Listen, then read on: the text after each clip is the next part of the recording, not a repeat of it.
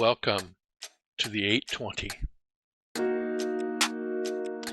Why 820? Well, we're interested in photons and light. Light from the sun takes about 3 minutes, 20 seconds to reach planet Mercury. It's not instantaneous. It takes about 6 minutes to reach the planet Venus.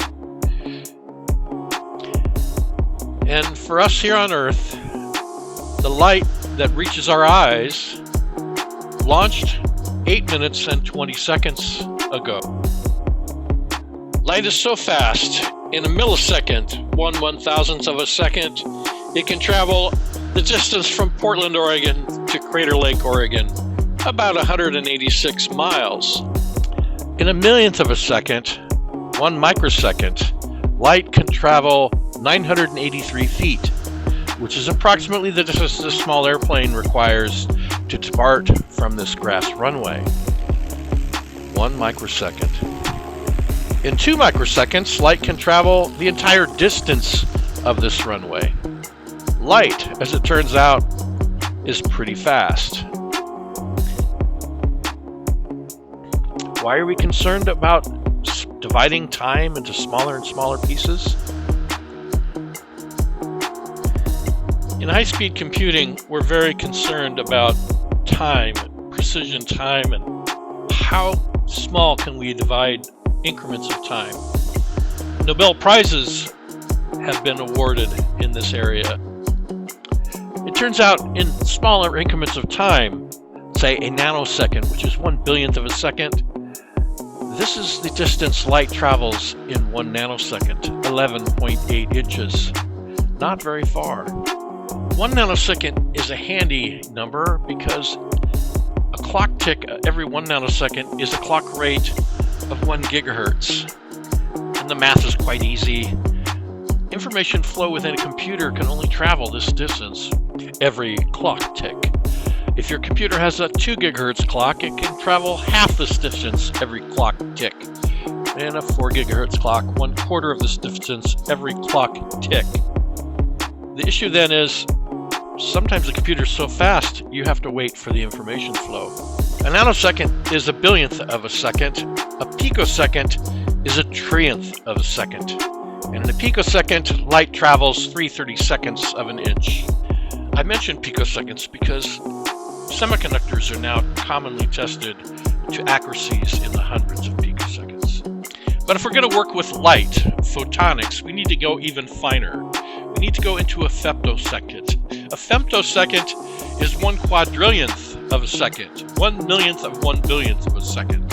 In this time, light can travel the diameter of a bacteria.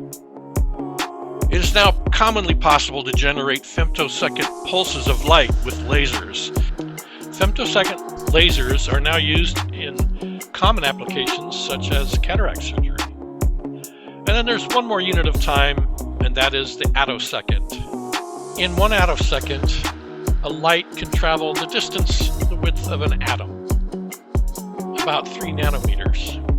When researching for this talk, I thought, well, I'll just include the attosecond because it's comic. And then I Googled attosecond, and it turns out you can generate laser pulses with attosecond duration now in the 2023 Nobel Prize. Amazing. So most of my career has been working with electrons, these little guys orbiting an atom. Typically going to be electrons in copper or aluminum, piece of wire. And I've found in my work, electrons are a real pain in the butt. They have a magnetic field, they're heavy, they're very heavy. And there's all kinds of side effects and bad things that happen with electrons. And I saw some patents early on in the 80s where they used photons. Photons are light, mass-wise. In fact, some physicists say they're massless, but they're really not massless. They're just very, very light.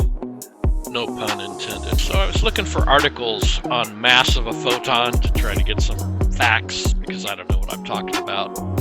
And the coolest thing about the articles I found was the abstract led with "The behavior of a photon is strange." That caught my eye. And it went on to say that, so photon has no fixed real mass like other particles and objects. It can be zero and have real imaginary values again.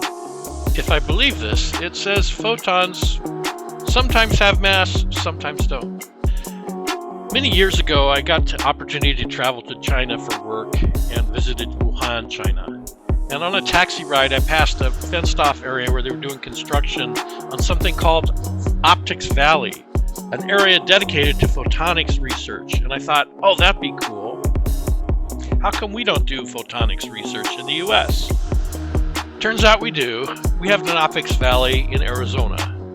So we've got one. My impression is it's smaller, though. In high school, computers were just getting to be personal. And I wanted to IMSI 8080, but I couldn't afford it. So recently there was a replica kit made for about $300, which I built. And I had a lot of fun with it. And I thought, well, why not do something with photonics the same way? I wonder if I could find some cheap lasers and explore with photonics, like on my benchtop in my office. So I started looking and found these lasers on DigiKey for 60 cents each. So I figured, I'll just get 10 of those for $6. Now I need something to talk to them with, so I got a controller. And then I need a breadboard setup, so I got an Arduino. So the next coming videos will be trying to see if this crazy guy can do anything with lasers and share with everybody what happens. Now my background is in digital testing. This is a type of equipment I worked on when I was younger, and this tested chips like the Z80 and the 286. And then this is the very first scan tester made. I'm the guy in the back above the letter T there. So I've got some background of technology, but I wouldn't say I know much.